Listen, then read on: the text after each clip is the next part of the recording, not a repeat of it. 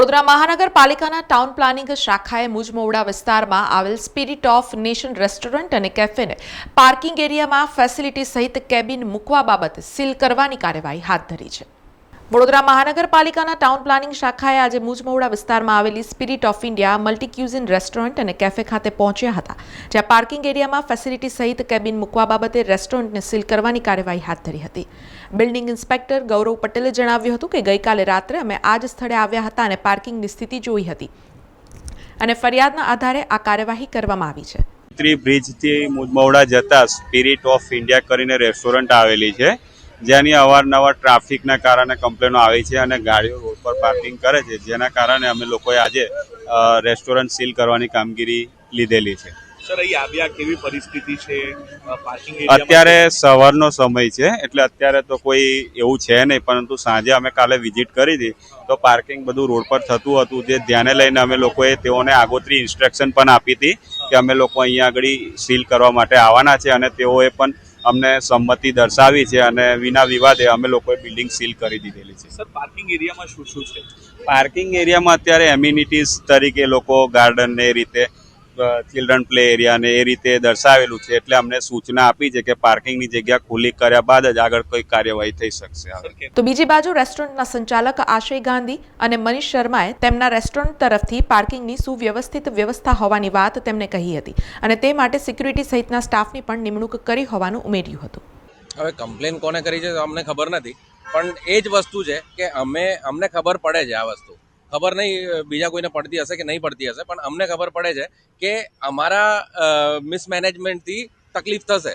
તો આજ સુધી 30 સેકન્ડ માટેનો કોઈ ટ્રાફિક જામ થયો નથી અહીંયા. એટલી મેનેજ વ્યવસ્થા રાખી છે અમે, એક્સ્ટ્રા સ્ટાફ રાખીને, એક્સ્ટ્રા સેલરીઝ પે કરીને બધું મેનેજ કરીને રાખીએ છીએ. હજી બી કોઈને તકલીફ હોય ને તો આઈને અમારી જોડે એકવાર વાત કરી શકે છે. આ બધું કરવાથી કંઈ થવાનું છે નહીં. Sir, you go to any restaurant, ઠીક હે, most of them does not have their own parking area, ठीक है, still we have taken a place to park extra vehicles there, ठीक है.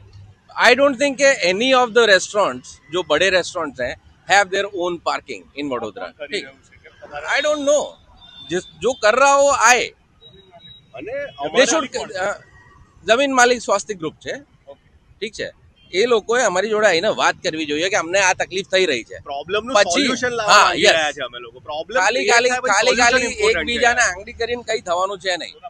પાર્કિંગ ઇશ્યુના લીધે એ લોકોએ એવું કીધું છે કે અત્યારે પાર્કિંગ ઇશ્યુના લીધે સીલ કરવામાં આવી રહી છે.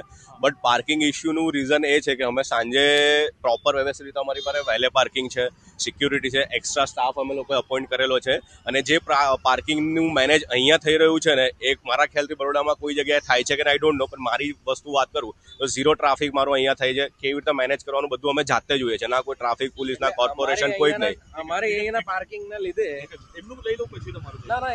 ના ચાલુ છે, બંને ભાગીદાર જ છે અમે. એક સાથે મારાથી નહીં મુકાય. હા. તો સર, કોના પેટમાં તેલ રેડાયું છે, શું લાગે છે? એટલે આમાં તો લીગલમાં જ જવું છે, આપણે એવું કંઈ છે નહીં કે ઇલીગલમાં જવું છે. આપણે ધંધાદારી માણસ છે, જે બી કોઓપરેટ કરવાનું છે, અમને કોર્પોરેશન બી કોઓપરેટ કરી છે, અમે એમને કોઓપરેટ કરી રહ્યા. પણ આમાં વસ્તુ એ છે કે કેવી રીતે લીગલ પ્રોસેસમાં કેવી રીતે પૂરું કરવાનું એ છે. છતાં અમે તો રેન્ટ પર છે, અમારી પાસે રજિસ્ટર ભાડા કરાર છે અને જમીન માલિકો જોડે અમારી વાતચીત થઈ ગઈ. ગઈકાલે અમને નોટિસ આવી હતી એટલે અમે જમીન માલિકને વાત કરી, એમને બી ઇમ્પેક્ટમાં ને એવી રીતે મૂકેલી છે અને અરજી કરેલી છે. પ્રોસેસમાં થોડું સમય લાગી રહ્યો છે, એના માટે થઈ રહ્યું છે. હવે એ સમયમાં જે કોર્પોરેશનમાંથી કે જ્યાંથી મને ખબર નથી ક્યાંથી આ અટવાઈ રહ્યું છે, બટ અટવાયેલું છે કે પ્રોસેસમાં થોડી વાર લાગી રહી છે, એના લીધે અમારા ધંધાને નુકસાન થઈ રહ્યું છે ખોટી રીતે. હા, અમે 100% કોઓપરેટ કરવા રેડી છે. અગર કોઈને બી કશું બી પ્રોબ્લેમ થતો હોય, નડતું હશે તો અમે હજી બે સ્ટાફ વધારીને પ્રોપર મેનેજ કરીશું. અલ્ટિમેટલી મેઇન એમ એ છે કે પાર્કિંગ પ્રોપર રીતે મેનેજ થવું જોઈએ. તમે એની ટાઈમ રાત્રે અહીંયા ચક્કર મારવા આવો, પાર્કિંગ પ્રોપર વ્યવસ્થિત રીતે જ ગોઠવાયેલું છે. એક બાઇક આડું તેડું નથી હોતું, એક ગાડી આડી તેડી હોતી નથી. સમાચારોના સતત અપડેટ માટે TNN ન્યૂઝને YouTube પર સબસ્ક્રાઇબ કરી બેલ આઇકોન પ્રેસ કરો અને અમારી સાથે જોડાયેલા રહો Facebook, Instagram અને Twitter ઉપર.